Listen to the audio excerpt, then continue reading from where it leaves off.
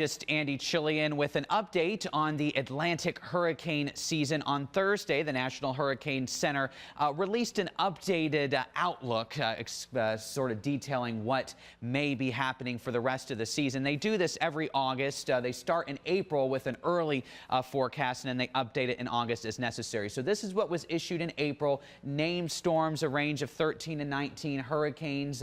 6 of those named storms would become hurricanes, and then of that, 3 to 5 would be major hurricanes. So have they changed it at all with this latest update? Not really by much. Maybe taking the upper range down 1 or so, 13 to 18. We're still looking at named storms. 5 to 9 of those would be hurricanes, and then 2 to 5 would be major hurricanes. So still really not much of a change there. This is pretty much near, if not slightly above average when we look at any season average.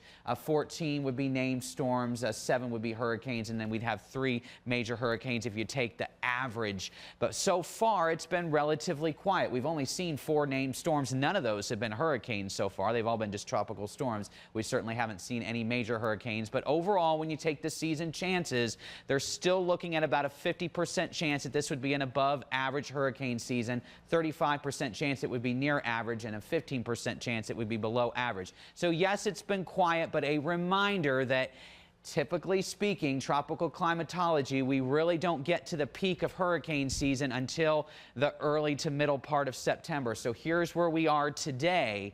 We still have a ways to go. And of course, an active season may be defined by the number of storms or perhaps how many make landfall. If nothing makes landfall in the U.S., you may not remember it much, but we still got a ways to go. So we're not going to let our guard down, still looking at a 50% chance of an above average hurricane season.